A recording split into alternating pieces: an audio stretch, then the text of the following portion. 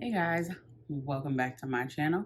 And if it's your first time visiting here, welcome to my channel. So, we need to talk about something serious. It is about what I've currently been going through, as you can tell by the title. Back in January, I ended up getting COVID at work.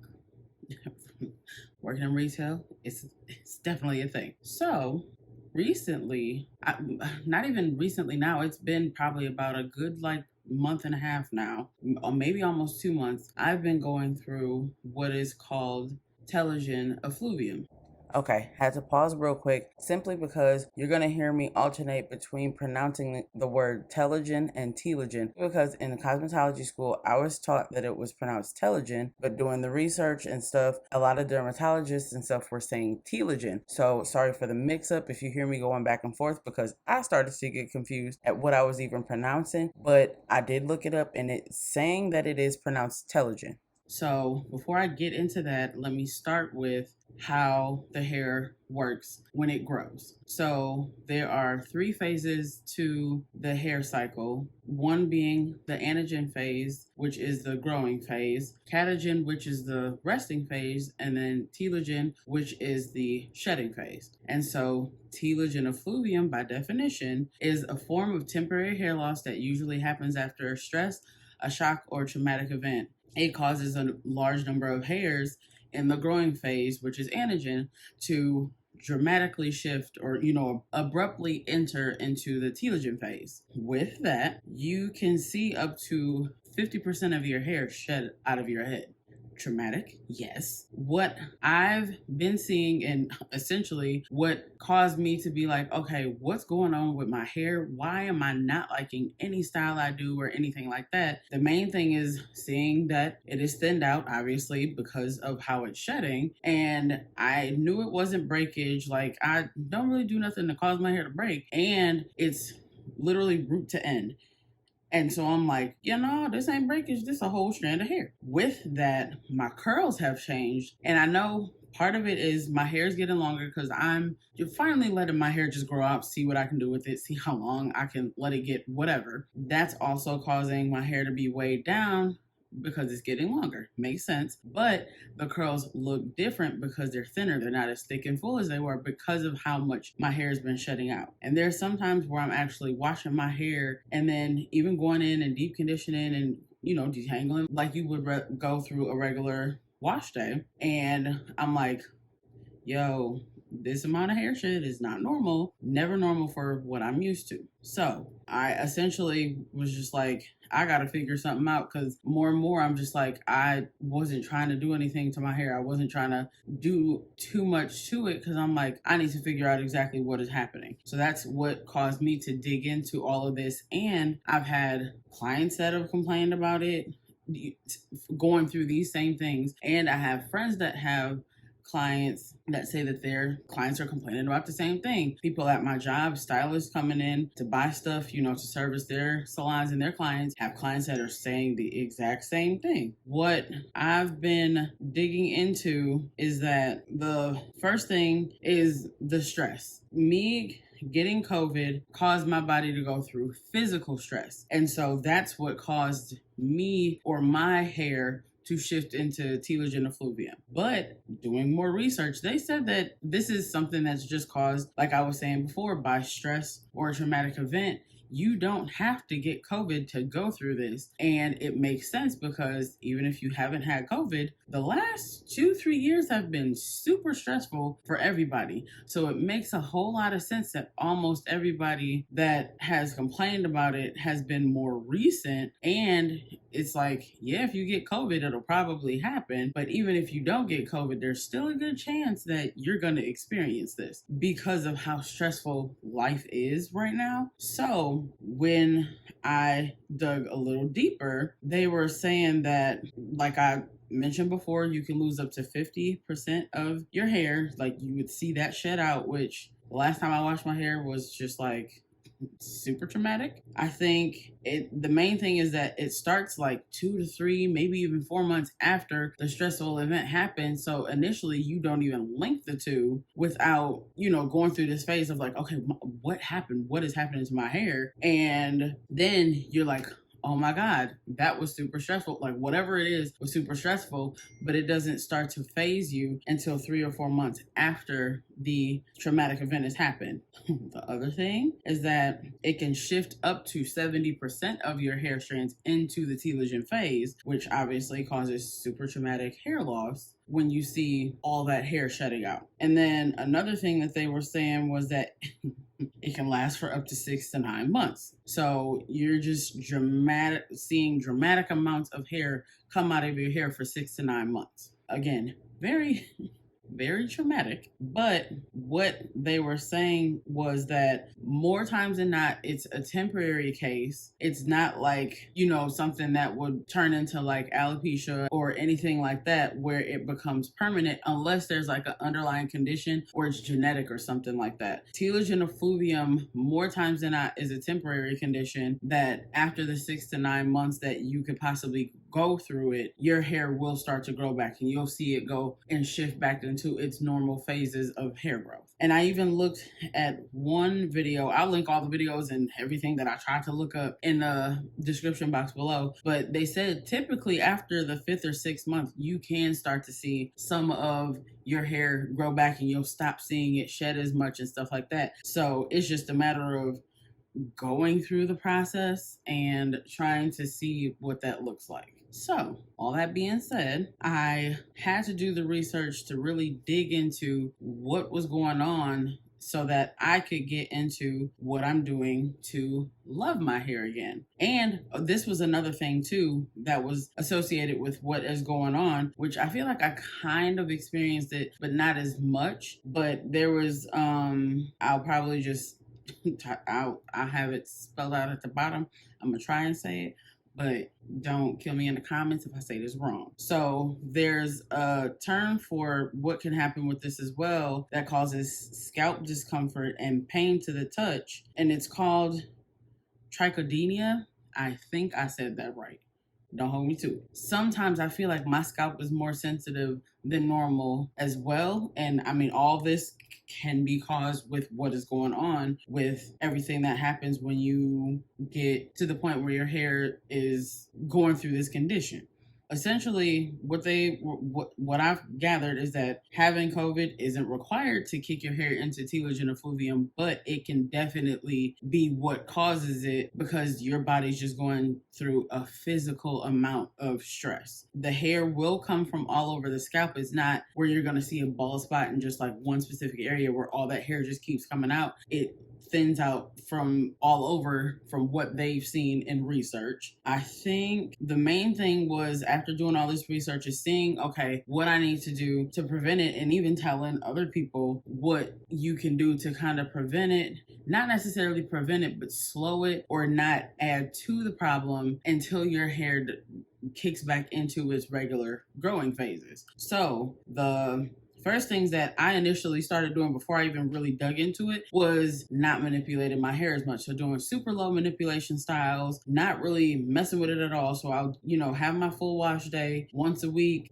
go through, wash, detangle, deep condition, all that stuff the way that I normally do, but doing the lowest amount of manipulations possible so that I don't cause an excess of hair to come out to add to what's already coming out. When I go through and do any detangling, I'm finger detangling, and I can actually link a video that I did on detangling. I'll link the video of how I detangle or the ways that I detangle so that you can see what that looks like, especially going through this phase if this is what you're going through. Of course, still deep conditioning. I've been steaming my hair more to help detangle so then I don't have like clumps that I'm trying to, detangle and it's causing more hair to come out. The steam essentially softens the hair so it helps it to detangle easier. I'm not using combs or brushes. Like I never really use them too much anyway, just for certain things that I do with my hair, certain styles, but minimal amount of comb and brush usage right now, simply because I don't want to do anything in excess to pull any more hair out that doesn't need to come out. Maintaining my protein and moisture balance in my hair, that's one of the biggest things that you need to do to maintain healthy hair anyway, but especially now because your hair is going through so much, you want to make sure to be consistent and keep all of that stuff up because you don't want to disturb it any more than what it already is going through.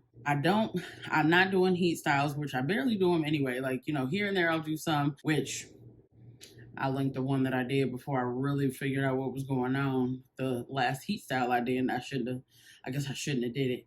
I guess I didn't know at that time that that was what was happening. But now I'm not doing any heat styles. I don't use chemicals anyway. Like doing any color, like I wanted to color my hair again, but like I'm not in a rush to color my hair right now. So I'm not doing that. Of course, I don't have a relaxer. So that's not something I got to worry about. No tight hairstyles. So like tight buns or anything. I actually started to do my puff again because this is one of the styles that's like my tried and true, something that's easy to do. I know how to do it very quickly, don't take no time. It's actually low manipulation for me, and even with it being slick up the way that I have it, it's not tight. Like I've developed a system where it can look the way I want it to without it being tight or anything like that. I'll actually link the video that I have for how I do my puff as well. One of the biggest things that not necessarily had to get adjusted to, but thinking more about ingredients is using gels and mousses that have a very low or, if possible, no alcohol content, because you don't want to do anything to dry your hair out to cause any more stress that your hair doesn't have to go through. So any of the ones that like I was typically using, now I got to pay attention to if it's more moisturizing or trying to eliminate it altogether until I can get my hair to shift back to its normal phase of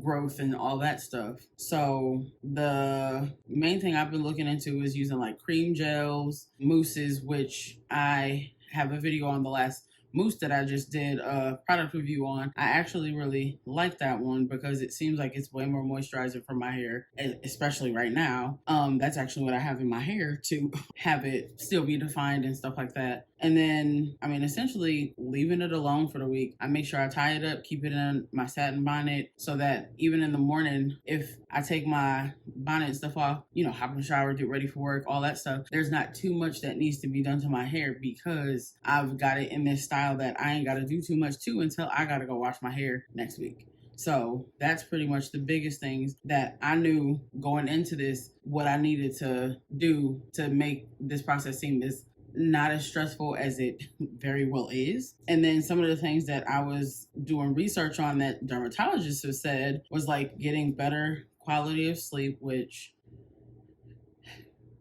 some I'm still working on, and having a nutritious diet with plenty of protein, fruits and vegetables. Their main focus was on protein. That's probably one of the biggest things, is taking care of your insides. And then they were saying like exercise and meditation, which that makes complete sense because it's going to alleviate stress. Obviously taking care of your body and alleviate stress with meditation like makes all the sense in the world. Doing whatever you can to help slow it down, so that your hair can get back to normal as fast as possible, because essentially they were saying there's not too much that you can do without it just going through this phase, but after the phase then you'll see your hair start to grow back and get more back to normal. But you just got to do what you can to prevent any more damage from happening because it's going through such a traumatic cycle. There are treatment options as well, which I'm not swayed to do all of that, especially one, we'll talk about it. But some of the treatment options are switching your medications. So if you're on any medications that,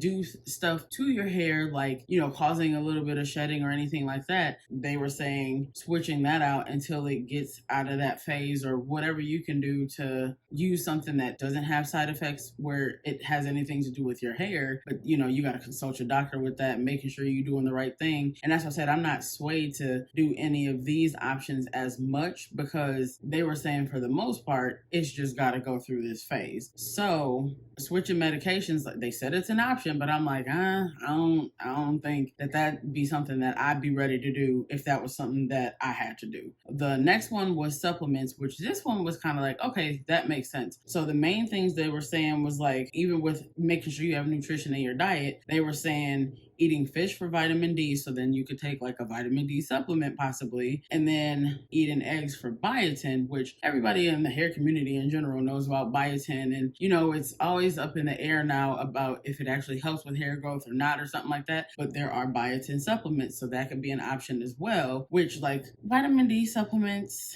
and biotin I'm not really moved to try. But like even if it's just like, you know, making sure you're taking your daily supplements, making sure that you're staying on top of that, keeping that consistent, just so it helps you any way that you can. The other one was minoxidil, which most brands that have to do with thinning and shedding of the hair because of other hair conditions have minoxidil in them. One of the biggest brands that everybody kind of goes to is Nioxin and Bosley. And even one of the dermatologists that I was watching, she said that, you know, obviously it's an option, but with minoxidil, you have to keep using it to see the results. So if you start it, you got to keep going with it for most people. So I'm like, I'm not really into doing something that is like, yeah, I got to do this forever now. And even with your hair kind of shifting back into its normal cycle, I don't see myself using minoxidil just to, you know, hold me over temporarily, and then it shifts, and then it's like, okay, do I gotta keep using it or can I stop using it? Like, I didn't even want to have to worry about that. So I'm like, I ain't gonna do that either. And then the one that was the most like, man, look, there's a procedure that you can do that's called platelet-rich plasma injections. I get where they was going with it, but I'm like, nah, G, I can't do that. I'm not there. Maybe if it was more extreme, you know, some people they've been doing this because of everybody reporting how much they've been going through as far as hair loss with COVID. So I get it, but I ain't there. So I'm straight. Like, I'm too straight. I am not going to be doing injections in my scalp. No, I'm not. I still have hair, so I'm cool. I'm cool on that. But those are treatment options that they've been assessing since everybody's been reporting that they've had cases of hair loss since they've had COVID or since like the whole pandemic started. So essentially, I'm just working on doing anything that I can do to counteract what's going on without having to use extreme measures to get my hair to grow back or whatever the case is, unless things start to get worse, which they said more times than not, it will just go back to normal. So you just kind of got to tough it out, and then your hair will get back to normal. If you have any questions, please leave them in the comments below, because it took a lot for me to even get to the point where I had all of this information to assess what steps I needed to take to make a situation better, or even just deal with the situation that I can. And I know a lot of people have been going through this, so that's exactly why I wanted to make this video. So like I said, any questions, anything like that, leave them in the comments below. I will try to answer them as best as I can. I'm still digging, doing research myself. I'm going to be giving you guys updates as often as possible, especially if I get to the point where I start to see what the process looks like with it growing back and all that stuff, and if it gets back to normal or what that looks like. So as soon as I know anything, I see anything, I notice anything different, I will definitely update you guys, let you know. Again, I'll have everything linked below as far as like research I've done, products I'm using, and all that stuff to get me through. And so again, any questions, anything like that, leave in the comments below. If you like this video, please give me a thumbs up. And if you haven't subscribed to my channel yet, please subscribe and hit the notification bell so you're notified whenever I post a new upload. And I will see you guys in my next one. Bye, guys.